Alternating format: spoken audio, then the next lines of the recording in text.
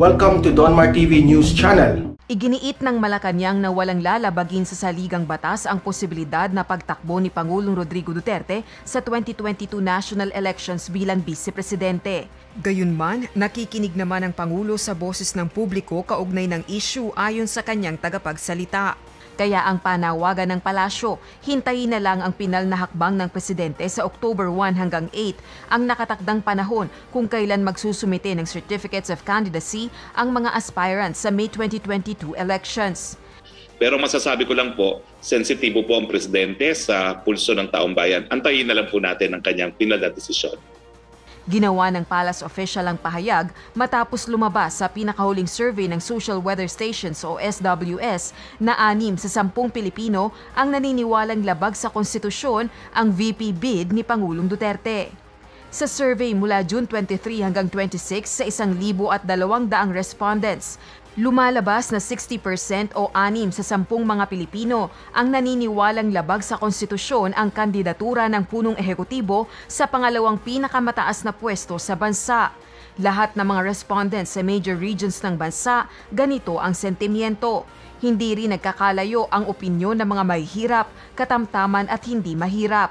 Lumabas din sa survey results na pinakamataas sa mga nagsabi na labag sa konstitusyon ang kandidatura ng Pangulo ay ang mga pinakahindi nasiyahan sa kanyang performance. Noong September 23, formal nang nilagdaan ng Pangulo ang Certificate of Nomination and Acceptance o CONA para sa kanyang pagtakbong vice-presidente sa ilalim ng PDP Laban Kusi faction.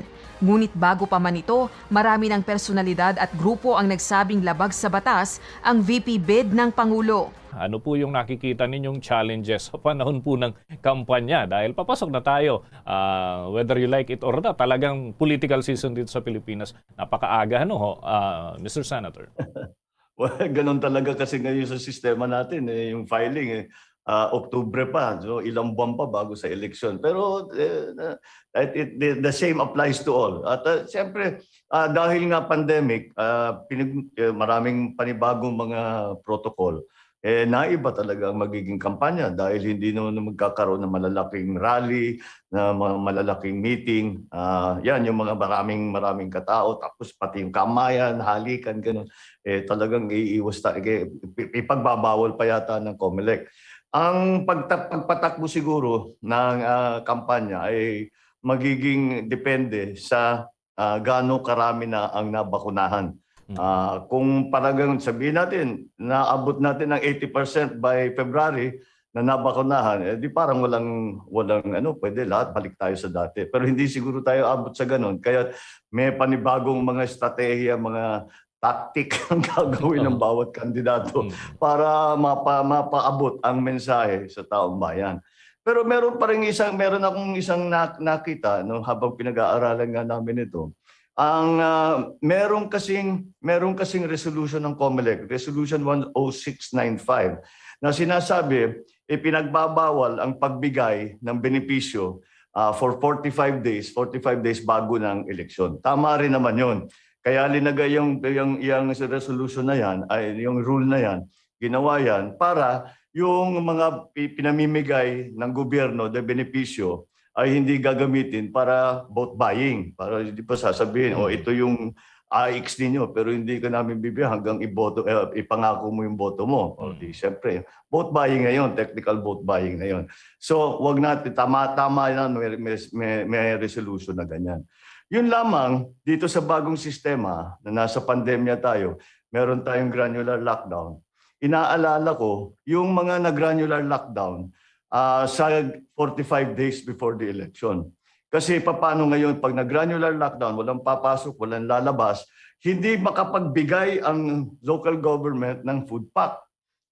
Hindi makakapagbigay ng ayuda, ng kahit na anong tulong.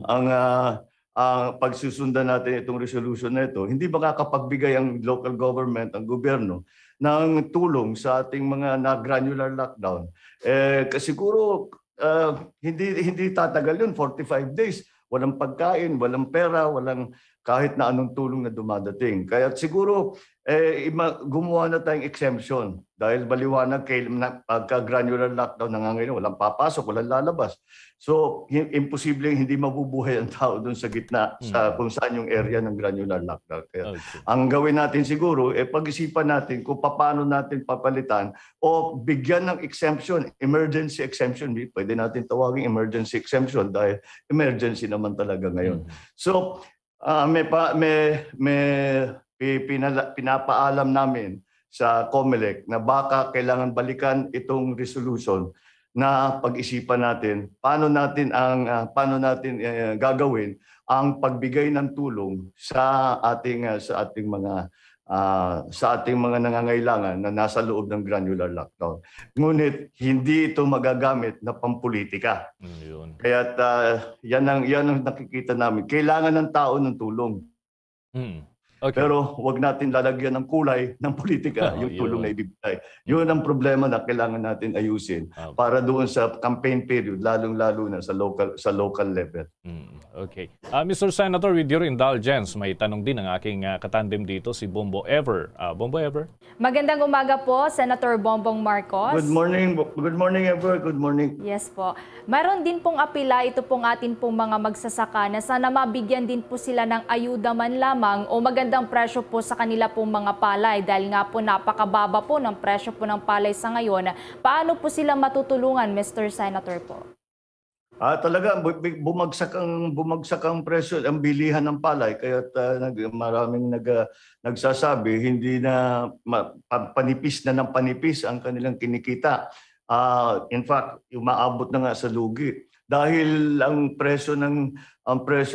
bilihan ngayon 17 pesos lang ang break even diyan mga 12, 13 pesos, pero marami pang karagdagang babayaran dyan, yung transportation, yung processing, lahat.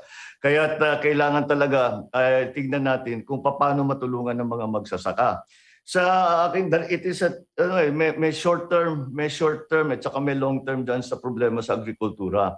Siguro dito sa problema hinaharap natin ngayon, dito sa gitna ng pandemya, ay ang gawin natin is yung NFA siguro dapat babalik siya sa dati niyang trabaho. Dahil ang pagkakilala ngayon ng tao sa NFA, ang pagkakilala sa kanila ay tiga-import ng bigas. Pero hindi tinayo ang NFA para yan ang gagawin. Ang gagawin ng NFA dapat ay dalawa ang kanilang basic, yung fundamental na function. Number one, magkaroon ng sapat na supply ng bigas kahit na magkaroon ng drought, magka-El Nino, kahit na mabagyo, kung ano pang mangyari, di ba? Napeste. Meron kahit na hindi makapag-produce ang isang area, meron tayong reserve stock para kahit paano meron tayong bigas na ibibigay sa tao para ipapakain sa tao na hindi tayo mawawalan ng supply. Number one. Number two, ayan, kasing importante, yung NFA ay kanyang sinistabilize ang presyo ng mga bilihin. Nung umpisa rice and corn ang NFA. Ang ginagawa nila, pag panahon ng ani at marami ang supply, bumabagsak ang presyo. Ang ginagawa ng NFA, bumibili ng stock para yung presyo ay na-maintain na halos pantay lang.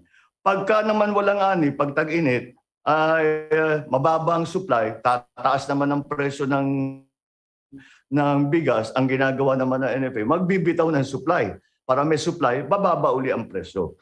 Ang magiging epekto nito ay sa buong taon, halos pantay-pantay lang ang presyo ng bigas sa planting season, sa harvest season, lahat ito ay halos pantay-pantay lang para hindi natin nararamdaman yung malalaking price shock na biglang tumataas, bumababa, depende sa season. Para naman ang taong bayan nakakaasa na may supply at may supply na affordable na kaya nila na kaya ng lahat. Yan ang short-term solution dito sa problemang hinaharap natin. Pero yung long-term solution siguro kailangan talaga natin ayusin ang agrikultura natin dahil na pabayaan ang agricultural sector sa nakaraang ilang taon. At hindi na tayo sumusuporta sa ating mga magsasaka masyado. Wala na tayong research and development para dun sa mga bagong variety ng palay.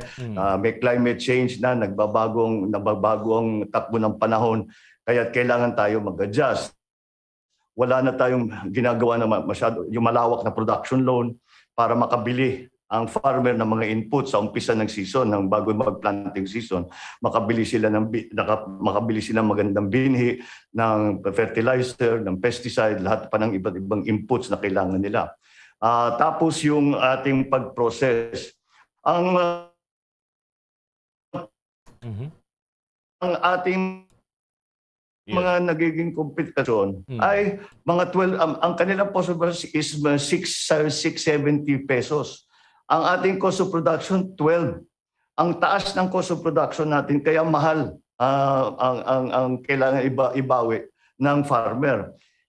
Bakit? Ano nangyari? Bakit ba napakataas ng cost of production? Dahil hindi tayo mechanized, hindi nagbibigay ng tulong ang pamahalaan sa farmer maglagay ng magandang irrigation system, magbigay ng mga malalaki na traktor, i-organize yung cooperatives para malalaki na traktor, maibigay mga harvester, lahat yan na para maging mas efficient ang ating mga pagsasaka. Yung pag-process, wala tayong naibibigay ng mga dryer, kulang na kulang para sa pagpatuyo nasa kalsada na linalagay yung palay para patuyuin o kundi sa basketball court. Wala tayo yung dryer na talagang pang-drying. Tapos yung milling, yung processing. Tapos hanggang yung marketing, hanggang doon sa retail na dati meron tayong Kadiwa store na galing ang supply na galing sa NFA ay pinagbibili ng mura, na ipagbibili ng mura dahil ang gobyerno hindi dapat kumita. Yun ang serbisyo yan eh. So, mababa ang presyo ng pagbenta sa taong bayan. Yan ang dapat, yung sistema na yan, kailangan buuhin natin uli yan para maging maayos ulit ang ating agricultural sector. Makapag-compete na tayo sa international market. Hindi lamang sa bigas, hindi lamang sa mais, kundi sa ibang high value products pati.